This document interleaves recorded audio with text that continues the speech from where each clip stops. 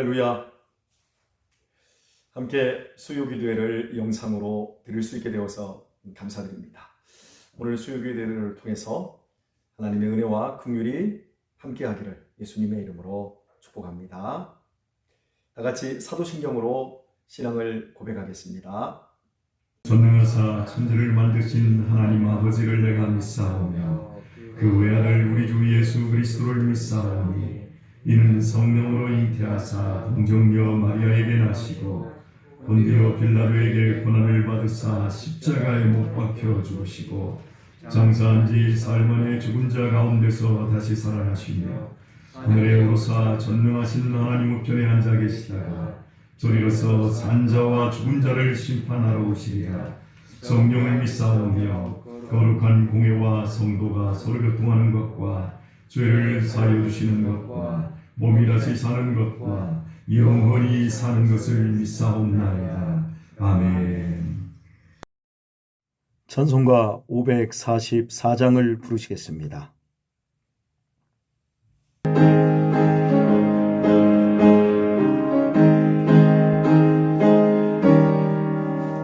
잠시 세상에 내가 살면서 항상 찬송 부르잖아. 날 잡으러 원하시면 영광을 나가리. 열린 천국은 내가 들어가 세상 길을 내려놓고 옛날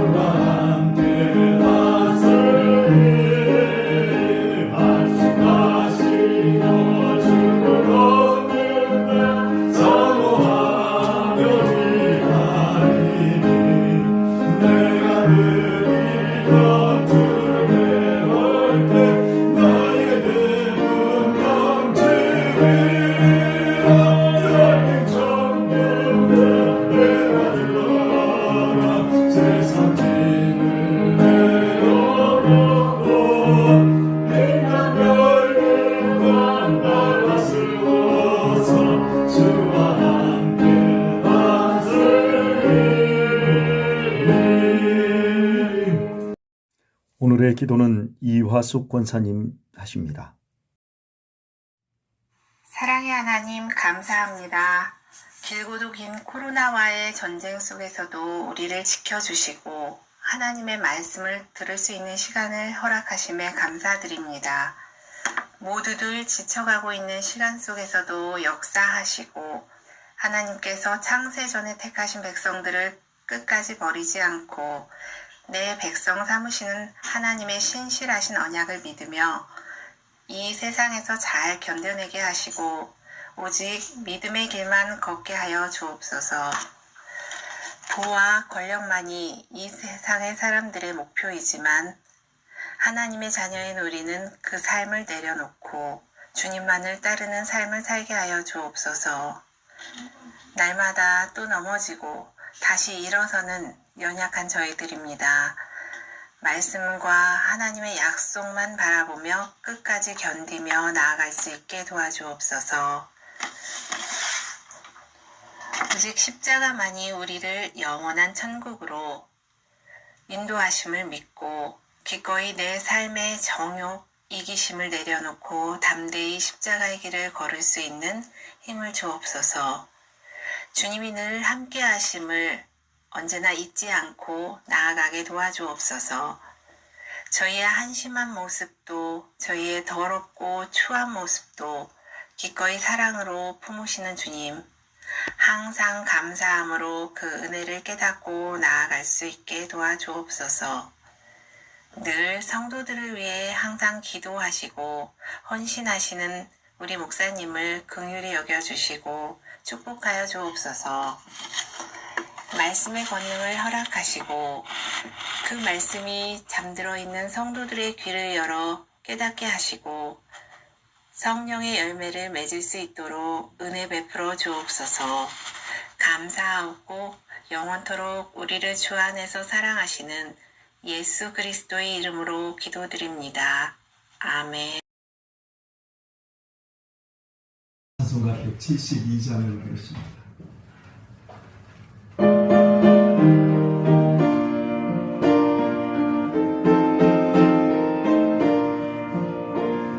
그들의 마음 부여주신 나의 영혼 오늘의 악한 성도 완전히 위하이래 아무렴의 많은 땅에 단비를 내리시네 성령의 단비를 새 생명 주옵소서 반가운 미소를 들려 삼천이 춤을 추네 온 밀어내리는 성령 내게도 주옵소서 아무렴의 마른 땅에 단비를 내리시네 성령의 단비를 부어 새 생명 주옵소서 절 따라 울어를 내려 조목이 무성하니 갈급한 내 심령 위에 성령을 부으소서 하늘밤의 마른 땅에 단비를 내리시네 성령의 단비를 부어 새 생명 주옵소서 전되신 사랑의 언약 어길 수 있사오냐 오늘의 흡족하기를 주실 주 믿습니다 아무렴의 마른 땅에 단비를 내리시네 성령의 단비를 부어 새 생명 주옵소서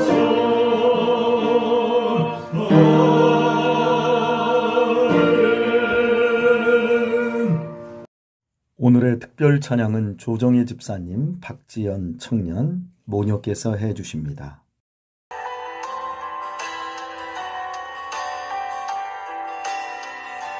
하나님의 사랑을 사모하는 자 하나님의 평안을 바라보는 자 너의 모든 것 창조하신 우리 주님이 너를 얼마나 사랑하시는지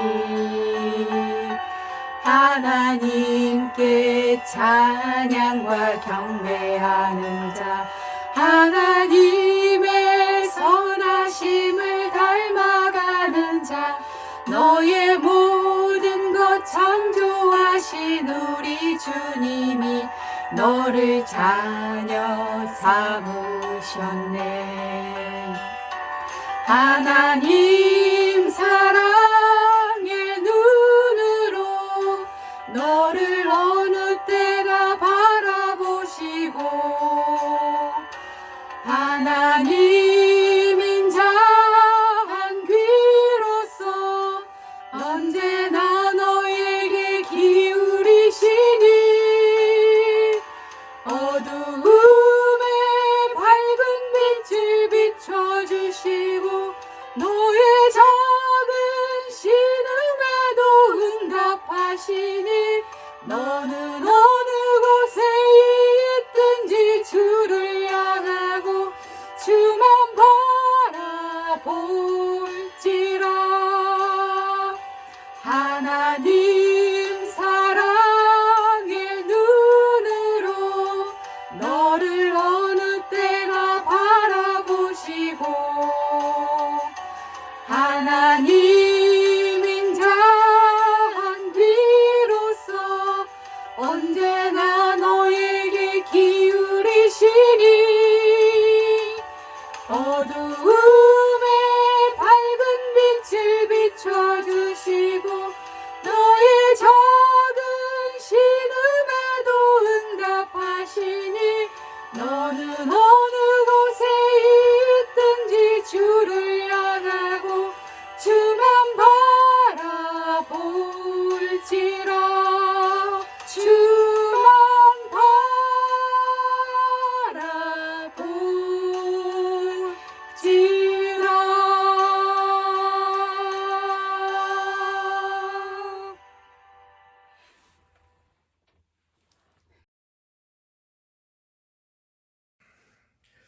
오늘의 말씀은 요한복음 1장 4절로 5절의 말씀을 보도록 하겠습니다. 요한복음 1장 4절에서 5절의 말씀입니다.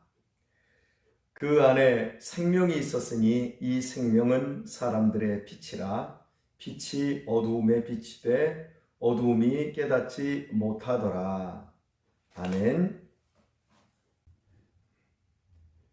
요한복음을 강의하고 있습니다. 요한복음에서 주로 많이 사용되는 단어 하나가 있는데 그것은 말씀과 생명이라는 단어입니다. 말씀이 우리 인생의 전부라고 할 수 있을 정도로 말씀이 중요한 위치에 있습니다.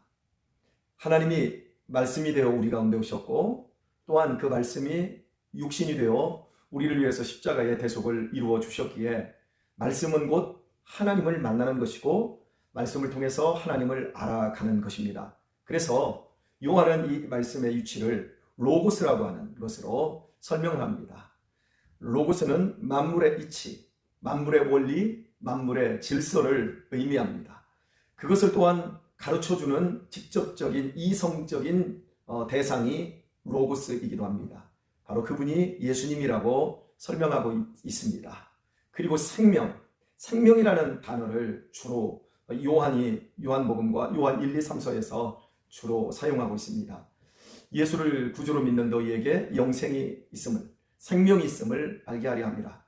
아들을 믿는 자에게는 생명이 있느니라. 계속해서 생명을 강조하고 있는데요. 오늘 본문 말씀에서 드디어 첫 번째로 생명이라는 단어를 사용하고 있습니다. 그 안에 생명이 있었으니 이 생명은 사람들의 빛이라. 그 안이 누구지요? 바로 예수님을 의미합니다. 예수님 안에, 말씀이신 예수님 안에 생명이 있었다는 겁니다. 생명은 우리 국어사전을 살펴보면 식물이나 동물이 숨쉬고 살아가는 근원적인 힘이라고 말을 해주고 있습니다. 그럼 생명이 근원적인 힘이라고 하면 그 힘은 무엇일까요? 생명을 생명되게 하는 그 힘은 무엇일까요? 무생물에서, 진화론을 얘기하면 무생물에서 유생물, 즉 살아 숨쉬고 기동하는 이 어떤 근원적인 힘을 어디서, 무엇으로 무생물에서 유생물로 바뀐 걸까요? 진화론적인 것으로는 전혀 설명할 수가 없는 겁니다. 돌멩이가 어떻게, 무생물이잖아요. 돌멩이가 어떻게 살아 숨쉬는 생물체가 될 수 있습니까? 그걸 한번 얘기해봐라 그러면 전혀 말할 수가 없는 것이 진화론의 허구라고 할 수 있을 것 같습니다. 많은 종교에서도 생명에 대해서 이야기를 합니다. 그러나 그 생명의 근원을 이야기하지 못합니다. 불교에서는 연기설을 이야기를 합니다. 다 어떤 원인에 의해서 발생하고 사라지는 것이 생명이다, 이렇게 표현을 하지요. 그러니까 인연의 중요성을 이야기합니다. 옷깃만 스쳐도 뭐 인연이 인연이다, 생명을 그런 식으로 설명을 하지만 그 인연을 가져다주는, 그 생명을 생명되게 하는 원래의 그 힘, 그 자체가 무엇이냐라는 것은 대답을 하지 못하지요. 오직 기독교만이, 성경만이 그 답을 해주고 있습니다. 아무도, 어떤 종교도 어떤 철학도 생명의 원천에 대해서 말하지 못합니다. 오직 성경만이 우리에게 생명의 원천을 이야기를 하고 있지요. 창세기 2장에 보게 되면 하나님께서 사람을 흙으로 만드시고 그리고 그 코에 생기를 불어 넣으시니 곧 살아있는 영이 된지라. 그 코에 호흡을 불어 넣으신 거예요. 그 호흡은 히브리어로는 루하우, 영, 정신, 이런 거로 이야기할 수 있어요. 주님께서 호흡을 불어 넣으시자 드디어 사람이 살아있는 존재가 되었습니다. 이렇게 무생물에서 유생물이 될 수 있는 것, 아니 아무것도 없는 상태에서 하나님이 인간을 만드셔서 그에게 생명을 부여했다라고 하는 사실을 말하고 있습니다. 그래서 모든 생명이 하나님께로부터 왔습니다. 우리가 지난주에 보았던 것처럼 만물이 그로 말미암아 지은 바 되었으니 그가 누구였습니까? 예수 그리스도를 의미합니다. 창조는 성부 하나님만 하신 것이 아니라 성부, 성자, 성령 하나님이 삼일체 하나님께서 온전히 참여하신 합동 작품이라는 사실입니다. 만물이 예수로 말미암아 지은 바 되었고 지은 것이 하나도 예수님 없이는 된 것이 없습니다. 그 안에 생명이 있었으니 말씀하고 있습니다. 그러므로 모든 생명이 바로 하나님께로부터, 예수님께로부터 왔고 시작되었다고 말씀을 드릴 수 있습니다. 예수님이 만드셨고 예수님이 생명의 원천이십니다. 사도행전 17장 28절에서 바울은 이렇게 설명하고 있습니다. 우리가 그를 힘입어 살며 기동하며 존재하느니라. 그 역시 예수님을 의미합니다. 요한복음의 기록 목적이 생명을 얻게 하려고, 너희 안에 영생이 있음을 알게 하려고, 이것이 요한복음과 요한 1, 2, 3서의 주제라고 할 수 있을 것 같습니다. 그럼 너희에게 생명을 주려 한다, 이런 그 표현을 우리가 역으로 뒤집어 보면 우리 안에 생명이 있다라는 거예요, 없다라는 거예요? 생명이 없다라는 것을 전제하고 있는 거지요. 묻습니다. 여러분은 생명이 있습니까? 없습니까? 인간은 자연적인 상태에서 예수님을 만나서 거듭나기 전까지는 인간에게 생명이 없습니다. 여기서 우리가 주의해야 될 것은 우리가 일반적으로 생각하는 생명과 성경에서 우리에게 말씀하고 있는 생명이 다르다는 사실을 주지해야 합니다. 사람들은 세상에서 우리가 지금 살아가고 있으니까 이것이 생명을 가졌다고 표현하지만 이것은 어디까지나 목숨이 붙어있는 상태입니다. 목숨이 뭡니까? 목에 붙어있는 숨을 의지하지요. 이 목숨은 이 세상의 모든 동물들에게 다 있는 겁니다. 이것을 가지고 살아있다라고 성경은 말하지 않습니다. 성경에서 너희 안에 생명이 있다라고 할 때 이 생명이라는 단어와 인간에게 목숨이 의복보다 중요하지 않느냐라고 말할 때의 단어가 완전히 다른 단어를 써주고 있습니다. 그래서 생명은 우리 인간에게 불신적인 상태에 있을 때는 전혀 생명이 없는 거예요. 지금 여러분 가족끼리 예배를 드리시는 분들 옆 사람을 보십시오. 그 사람에게는 생명이 있는 겁니다. 그러나 믿지 않는 다른 사람들에게는 생명이 없고 그저 목숨만 붙어 있는 거라고 할 수 있겠습니다. 더 쉽게 한번 표현해 볼까요? 꽃꽂이가 있다고 해봅시다. 생화를 꺾었습니다. 그 꺾은 그 꽃을 잘 이 꽃꽂이를 하고 그 밑에 물을 충분히 적셔주고 있습니다. 그 꽃꽂이가 산 겁니까? 죽은 것입니까?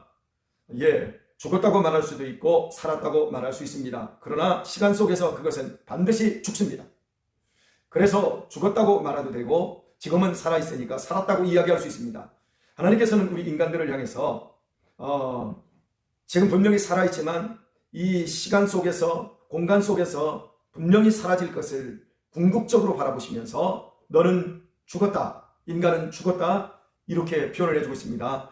또 한 가지는 인간이 살아도 사람답게 살아야 되는데 사람답게 사는 것은 당신을 만들어주시고 당신을 기동하게 해주신 그 하나님과의 온전한 바른 관계 속에 있을 때 살았다고, 생명이 있다고 말할 수 있을 것 같습니다. 부부가 한평생의 인생을 삽니다. 그러나 그 삶을 들여다보면 부부가 소통하고 일치와 아름다운 융합을 이룰 때 그 부부는 살았다라고 이야기합니다. 그러나 일치와 융합이 아닌 살면 살수록 증오하고 미워한다면 그것은 사는 것이 아니라 그저 견디고 있는 것이고 그저 죽어가고 있는 것에 불과합니다. 그래서 이렇게 우리가 생명이 있다 없다라고 하는 건 관계성 속에서 설명을 할 수 있습니다. 여러분, 복음이 앞선다고 했습니까? 창조가 앞선다고 했습니까? 예, 분명히 하셔야 됩니다. 복음이 앞섭니다. 우리를 구원하시기 위해서 하나님께서는 우리가 태어나기도 전에, 우리가 죄를 짓기도 전에, 우리가 예수님을 찾기도 전에 우리에 대한 구원의 계획을 세우셨고, 그리고 완전하게 그 구원을 예수님의 십자가, 하나님이 십자가에서 못 박혀 죽으시는 그 고통으로 우리를 구원해 내셨습니다. 복음이 앞섭니다. 그래서 복음이 창조보다 앞서기 때문에 이 세상의 창조물은 무엇을 증명하기 위해서 만드셨는가 하면 복음을 설명하고 복음을 이루기 위해서 창조가 되어진 겁니다. 스케일이 다른 거예요. 방향이 다른 거예요. 생각해 보십시오. 우리는 이 세상에서 그 복음은 복음대로 있고 창조 세계는 창조 세계대로 있다라고 생각을 합니다. 그러나 모든 창조물은 복음을 이루기 위해서 창조되었고 또한 그 복음을 설명을 하고 있는 겁니다. 진짜는 이 세상에 있지 않습니다. 진짜는 복음의 완성으로 이루어질 영원한 하나님의 나라에 다 있습니다. 그래서 예수님께서는 이 땅에 오셔서 비유로 천국을 설명을 하셨어요. 이 땅의 것을 가지고 영원한 것을 설명했어요. 이 땅의 것은 모두 영원한 것의 그림자에 불과합니다. 우리는 땅에 있는 것들을 가지고 영원한 것을 생각할 수 있습니다. 여러분, 행복하십니까? 이 땅을 살아가는 날 동안에 육신적으로 느끼는 행복들이 있어요. 그러나 이것은 쉽게 지나가고 말지 않습니까? 이 세상에서 젊음이라는 게 여러분 얼마나 좋습니까? 이런 모든 것들은 다 지나가고 말잖아요. 그래서 인생은 다 한때뿐입니다. 그러나 이 땅에서 우리가 느끼는 또한 누리는 한때의 행복과 즐거움들, 우리가 누군가를 사랑할 때 느끼는 행복 있잖아요. 가족 안에서 느끼는 행복 있잖아요. 무언가를 좋은 것을 이루어내었을 때에 느끼는 또 행복이 있잖아요. 어떤 것에 감동받았을 때 느끼는 행복이 있잖아요. 이런 것들은 다 천국에 있는 것의 그림자예요. 진짜는 다 하늘에 있는 거예요. 복음 안에서 우리에게 허락된 영광이 이 땅에 있는 것이 아니라 영원한 하늘나라에 있어요. 이 땅에서 여러분 고독할 때 있지요. 괴로울 때 있지요. 아플 때 있지요. 그리고 여러분 너무 더럽고 흉악한 것들을 볼 때가 있지 않습니까? 그런 모든 것들은 지옥의 그림자예요. 진짜 지옥은 저 내세에 다 있는 거예요. 그래서 예수님께서 이 땅에 오셔서 지옥 얘기를 제일 많이 하셨어요. 지옥을 가지 마라. 지옥은 구더기도 죽지 않고 깜깜하다. 빛이 없다. 그리고 그곳은 불에 소금을 치듯 뜨거운 곳이라고, 절대 그곳을 가지 말라고 회개하라고 우리에게 말씀하고 있는 거예요. 진짜는 다 저 영원한 천국과 지옥에 다 있는 거예요. 이 땅은 복음을 복음되게 하고 복음을 완전하게 설명하기 위해서 있는 것이고, 그것을 예수님께서 비유적으로 설명하고 있는 모습을 우리 모두가 보게 되어집니다. 내 육체 속에 목숨이 들어 있습니다. 내 육체라고 하는 이 자아가 있습니다. 그리고 하나님께서 예수님을 믿는 사람에게는 당신의 생명을 우리 안에 주십니다. 우리의 속사람이 이걸 다른 표현으로 거듭났다, 또 중생했다, 다시 태어났다, 이런 것으로 성경은 설명을 하고 있는데요. 우리 안에, 예수님을 믿는 사람 안에는 육체의 자아가 가지고 있는 목숨과 그리고 하나님이 내게 주신 생명 두 가지가 있습니다. 근데 이게 잘 융합이 되어야 되는데 이게 잘 융합이 안 되고 우리 안에서 육체의 소욕과 또 성령의 그 이끄심 속에서 막 싸워요. 그러나 나중에 이제 죽습니다. 죽음과 함께 육체의 소욕이라고 하는 육체의 목숨은 끊어져 나가는 거예요. 그리고 우리 속사람 안에 허락해 주신 영원한 생명이 분리가 되어지고, 이 분리되어진 이 생명이 하늘나라에, 하나님의 나라에 들어가게 되는 거지요. 자, 여러분, 창세기 그 3장에서 하나님께서 아담과 하와에게 절대로 먹으면 죽는다고 했던 선악과를 아담과 하와가 먹게 되는 장면을 보게 되어집니다.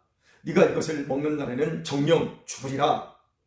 그런데 창세기 3장에서 선악을 알게 하는 나무의 열매를 뱀의 유혹에 의해서 먹었을 때 아담과 하와가 죽었나요? 그날 죽는다고 했는데 그날 안 죽었습니다. 여러분들이 잘 알다시피 아담은 930살까지 살았어요. 그렇다면 이게 지금 거짓말인가? 성경이 거짓말인가? 아니면 그 죽음에 대한 다른 의미가 있는 것인가? 예, 그렇습니다. 여러분은 이미 다 눈치채고 있어요. 다 알고 계세요.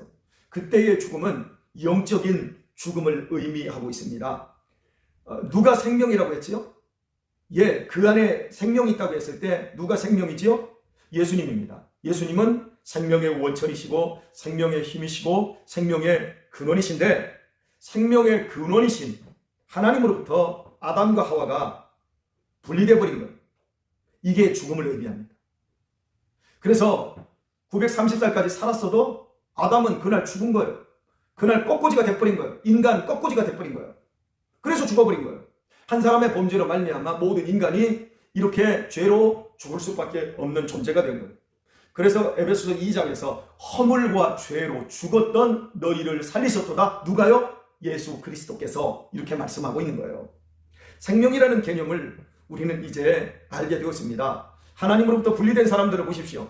그들은 하나님의 존재와 하나님을 믿지 않습니다. 하나님께 순종하려고 하지도 않습니다. 하나님을 찾으려 하지도 않습니다. 그들은 완전한 고아로 그들은 죽은 상태인 겁니다. 그러나 우리는 예수님의 은혜로, 예수님이 나 위에 죽어주시고 내가 하나님께로 다시 나아갈 수 있는 의를 예수님이 주셨기 때문에 그 의를 힘입어서 나는 이제 예수님과의 관계가 다시, 하나님과의 관계가 회복되었습니다. 그것이 생명입니다. 나도 영원하신 하나님과 함께 이제 하나가 되었기 때문에 영원히 살 것입니다. 그것이 생명입니다. 예수 그리스도를 믿음으로 말미암아 하나님과 다시 하나가 되어 영원한 존재로 만들어진 것, 그 상태를 중생이라고 하고 거듭남이라고 하고, 그것을 네 안에 영생이 있다, 생명이 있다, 이렇게 말씀하고 있는 겁니다. 예수님 안에서 바로 그 생명이 우리에게 주어진 거지요. 그래서 예수님은 회복자이시고 예수님은 구원자이십니다. 예수님은 우리에게 내가 부활이다, 내가 생명이다, 나를 믿는 자는 죽어도 살겠고, 예, 죽어도 삽니다. 나를 믿는 자는 이 땅에서 목숨이 끊어져도 삽니다, 이 뜻이거든요. 예, 우리가 그런 존재예요. 이제 하나님과의 관계가 예수님 안에서 회복되었고, 이 회복된 관계는 절대 끊어지지 않습니다. 그래서 영생인 거예요. 나의 허물과 나의 죄로 이미 죽었었는데 예수님의 대속의 그 은혜를 힘입어 복음의 완성을 통해서 나는 이제 영원히 사는 생명적 존재로 바뀌어진 것입니다. 말씀을 조금 더 보겠습니다. 그 안에 생명이 있었으니 이 생명은 사람들의 빛이라 말씀합니다.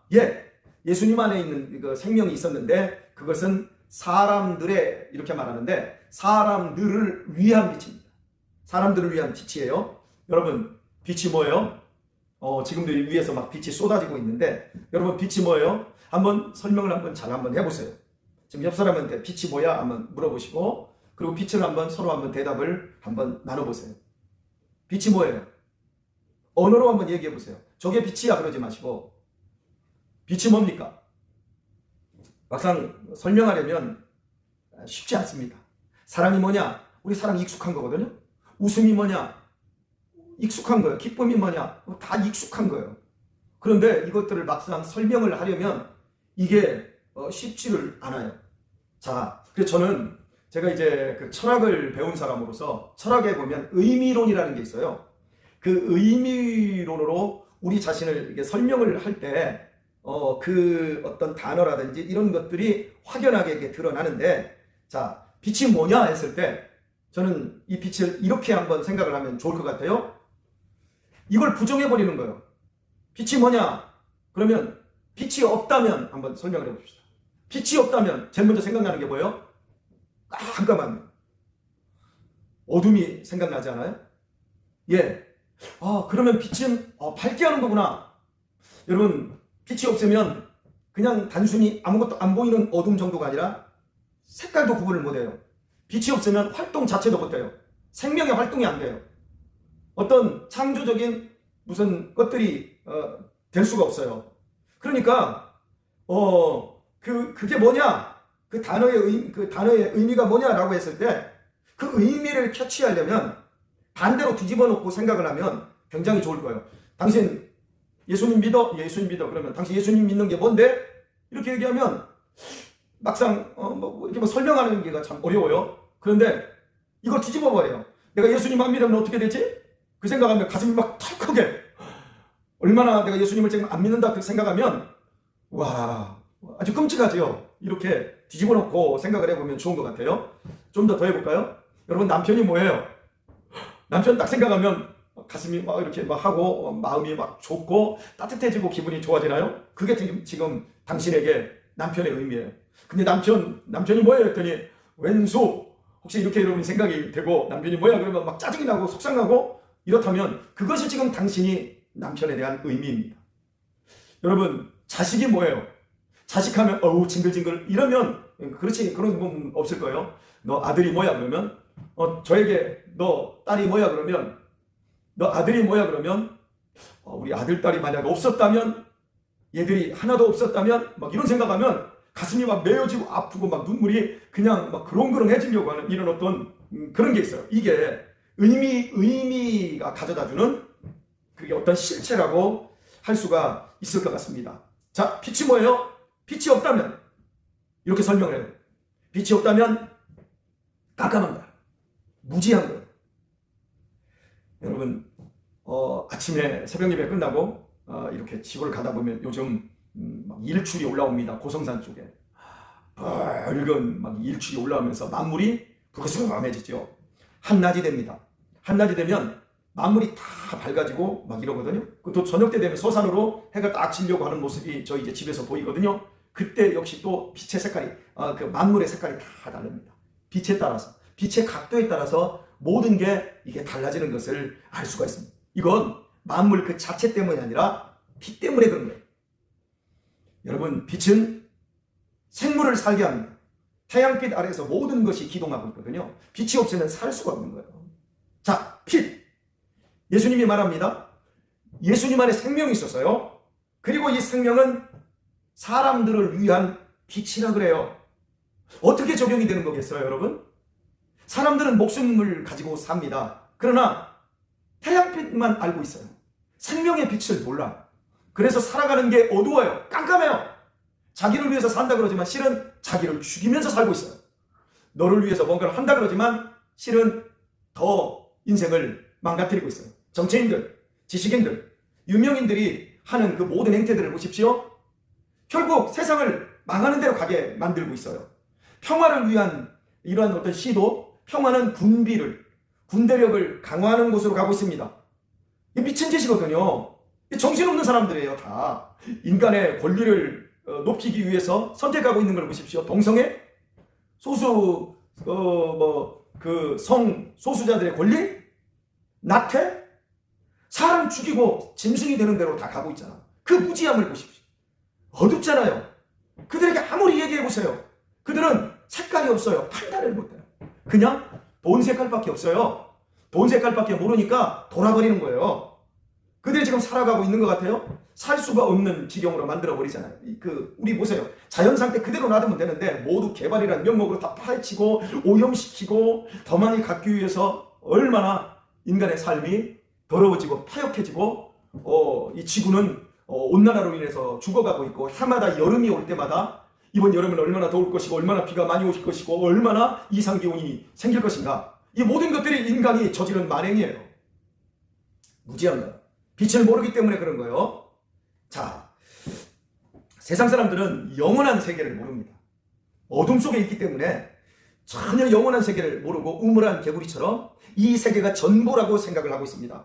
그런데 예수님께서는 오늘 이 말씀을 통해 예수님께서는 우리 가운데 오셔서 당시 영원한 세계를 보여주셨고 우리로 하여금 소망할 수 있게 해 주셨어요. 세상 사람들은 천국이 있는지 지옥이 있는지 전혀 알지 못합니다. 내면 속에 수없이 많은 죄책감을 가지고 살아가면서도 두려움과 근심 속에서 죽음을 걱정하면서도 그들은 아무것도 준비하지 않습니다. 오직 생명의 근원이시자 빛으로 오신 예수님께서 우리 안에 들어오셔서 우리에게 생명을 주실 때에 우리 안에서 이게 열려버립니다. 우리 안에 빛이 들어와야 우리의 그 어두움들이 해결이 되어지는 것이지요. 여러분, 우리 안에 빛으로 주님이 들어오셔서 내 이성을 깨닫게 해버리면 그때부터 사람이 달라지기 시작합니다. 새벽 기도에 나오기 시작하고 11조도 드릴 수 있고 내가 봉사하고 충성하고 더 이상 내 자신이 나를 위해서 살지 않고 하나님과 이웃들을 위해서 살아가는 그런 존재로 세상적인 표현으로 말하면 미쳐가는 겁니다. 행복해 죽습니다. 너무너무 즐겁습니다. 세상은 위태위태하고 내 삶도 실은 위태위태하지만 그 안에서 누리는 평화, 영원한 세계, 이 땅의 삶은 잠시 잠깐이고 영원한 천국이 내 집으로 있다는 그 사실 앞에서 우리의 삶은 점점 예수님에게 미쳐가는 사람이 되어집니다. 그래서 베스도 총독이 너 미쳤구나 이 바울에게 말했듯이 우리는 모두 미친 사람이 되어가는 겁니다. 여러분, 이 세상은 분명히 죽지 않습니까? 그리고 이 세상은 영원하지 않다는 것을 우리가 알고 있지 않습니까? 그러면서도 우리는 살아가는 예수님을 모르는 사람들은 그 위험한 걸 알면서도 그들은 아무런 준비하지 않고 이 땅에서 고작 살아봤자 100년 안쪽을 살아가는 삶이 전부라고 생각을 하면서 벌벌벌 마지막 죽음의 지음에서는 떨면서 그래도 호기롭게 인생을 살아가고 있습니다. 그것은 어둡기 때문에 그렇습니다. 거듭나지 않은 사람은 이미 죽은 거예요. 예수님을 믿지 않는 사람들은 모두 죽은 거예요. 그래서 그들은 부끄러움도 모르고 위험한 것도 모르고 더러움도 모르고 그래서 시편 49편에서 말하고 있는 것처럼 인간은 존귀하나 깨닫지 못하는 자는 멸망하는 짐승과 같도다 이렇게 말해요. 여러분, 우리 학생들 중에 컴퓨터 게임에 빠져있는 애들 있잖아요. 그런 걸 보면 그 컴퓨터 게임이라고 이 가상세계에 빠져가지고 헤어나오지를 못하거든요. 이 불쌍한 아이들이지요. 그런 것처럼 수많은 사람들이 이 세상을 살아가면서 멸망할 이 세상에서 빠져나오지 못하는 거예요. 이 세상이 가상세계인 거예요. 진짜 세계는 하나님께서 복음으로 창조해 놓으신 천국에 있는 건데 그걸 모르고 있어요. 저와 여러분만이 그것을 알고 있어요. 5절을 보면 빛이 어두움에 빛이 돼 어두움이 깨닫지 못하더라 이렇게 말을 하고 있어요. 여러분, 빛이 왔으면 깨달아야 되잖아. 빛이 왔으면 보여야 되잖아. 그런데 볼 수가 없는 거예요. 안타까운 거죠. 그런데 이 헬라어에서 이 빛이 어두움에 빛이 돼 깨닫지 못하더라, 이 깨닫지 못하더라 이 단어의 의미가 조금 더 우리가 생각하는 것보다 강력한 의미를 가지고 있습니다. 왔어요. 빛이 비쳤어요. 이게 좋은 거구나. 천국과 지옥이 있구나. 그래서 야, 좋은데? 좋은데? 나도 한번 믿어볼까? 그런데 지금은 아니야. 내가 이 다음에 믿을 거야. 이런 게 아니라, 그러니까 빛이 비춰주니까 어둠 속에 빛이 비춰주면 빛이 드러나거든요. 사물이 드러나거든요. 드러나는데 그것을 알면서 아직은 아니야 라고 미루고 있는 그 상태, 깨닫지 못하고 있는 그런 상태를 말하고 있는 것이 아니라 여기서는 더 적극적으로 말을 해주고 있는 단어를 쓰고 있는 거예요. 깨닫지 못하더라. 이 단어의 의미는 이런 겁니다. 빛이 드러났어요. 천국과 지옥이 있다는 걸 알게 되었어요. 예수님을 믿으면 구원받는다는 걸 알게 되었어요. 그런데 그게 싫은 거예요. 그게 싫어서 그걸 부정하고 싶은 거예요. 부정하려고 하는데 부정하려고 해도 부정해지지 않는 상태에서의 불신앙 있잖아. 뭐라고 할까요? 분명히 천국과 지옥이 우리에게 지금 보여요. 이제 예수님을 믿으면 구원받는다는 사실도 알게 되었어요. 그런데 믿고 싶지를 않은 거예요.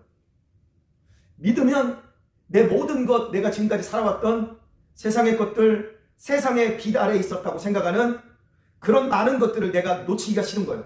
그래서 이것을 부정하고 싶은 거예요. 적극적으로 부정하고 반응하고 싶고 그것을 없애버리고 싶은데 없애지는 못해요. 없앨 수도 없어요. 그래서 괴로움 속에 있는 상태가 깨닫지 못하더라. 그 상태. 여러분 주변에 한번 보세요. 그런 사람들이 대부분 아닌가요? 여러분의 가까운 인친척들 가운데는 여러분이 이미 다 복음을 다 전해보셨을 거예요. 그분들에게 복음을 전했고 그분들은 여러분을 보면서 저 미쳤구나. 다 알아요. 여러분들이 예전에 믿기 전보다 훨씬 착해지고 있고 훨씬 사람들이 좋아지고 있고 괜찮은 사람이 되어가고 있다는 걸 다 알고 있어요. 그런데 적극적으로 여러분들을 부정합니다. 적극적으로 여러분들을 방해합니다. 그게 빛이 비쳤을 때 깨닫지 못하더라 라고 하는 절망적인 상태를 이야기를 하고 있는 거예요. 결국 예수님이 오셨을 때 그 유대인들이 예수님을 적극적으로 부정하잖아요. 그리고 끝까지 부정해서 예수님을 죽여버리잖아요. 그게 인간의 절망적인 상태인 거예요. 여러분 오늘의 말씀을 뵙겠습니다. 생명이 예수님 안에 있었고 그 생명이 여러분에게 왔어요. 여러분은 예수님을 믿기 전까지 목숨 하나 붙은 채로 이 땅에 깨닫지도 못하는 사람으로 그냥 어둡고 부끄러움 속에 살다가 영원히 지옥 갈 사람들이었잖아요. 저 역시 마찬가지였잖아요. 그런데 예수님이 우리에게 생명으로 오셨어요. 그리고 우리는 이제는 제대로 보게 되었어요.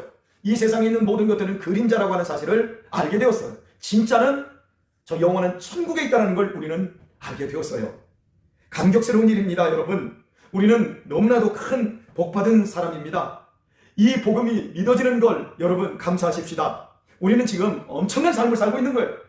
죽어도 영원히 사는 삶을 살고 있는 거예요. 요한복음 10장 10절에서 예수님은 말씀합니다. 도적이 오는 것은 도적질하고 빼앗고 그리고 결국 죽이려 합니다. 그러나 그가 온 것은 예수님이 오신 것은 우리에게 생명을 얻게 하되 더 풍성하게 얻게 하려 하심이라 말씀하고 있습니다. 여러분 하나님의 말씀은 생명의 빛입니다. 여러분이 말씀을 잘 들으시고 말씀 안에서 순종하며 살아갈 때 여러분 안에 들어와 있는 영생은 더욱더 풍성해지고 이 땅에서 아름다운 사건들을 만들어가며 저 영원한 천국으로 이사하는 그날까지 성령께서 여러분의 인생을 주장하시고 복되게 인도하여 주실 것입니다. 이 복음 안에서 이 생명 안에서 이 빛 안에서 여러분 남은 생애를 멋지게 살아가시기를 우리 주 예수님의 이름으로 축원합니다. 오늘의 기도 제목을 함께 나누도록 하겠습니다. 여러분 일평생 동안 복음 안에서 흔들리지 않는 기쁨과 감격 속에 충성하며 살 수 있게 해달라고 기도하십시오. 그리고 두 번째 기도는 이 코로나 속에서도 여전히 복음과 함께 이 코로나를 이겨낼 수 있는 그런 믿음의 사람, 그리고 믿음의 가정, 믿음의 교회 되게 해달라고 기도해 주시길 바랍니다. 그리고 마지막으로 우리나라가 믿는 우리 정치인들이 많잖아요. 그들이 어떤 정치력을 지금 펼치고 있는데 참 어둠 속에 있는 것 같은 답답함들이 있어요. 하나님을 떠나서는 그 모든 것이 어둠입니다. 그래서 이 나라의 유정자들이 하나님께로 온전히 돌아와서 하나님의 말씀대로 순종하며 정치를 펼쳐나가서 대한민국이 더 복된 나라가 되게 해달라고 여러분 그렇게 기도해 주실 수 있기를 바랍니다. 그리고 기도하시고 자유롭게 주기도문을 하시고 맞춰주시면 되겠습니다. 감사합니다. 여러분의 가정에 이 밤에도 주님의 평안과 주님의 위로와 주님의 축복이 함께하기를 예수님의 이름으로 축원합니다. 감사합니다.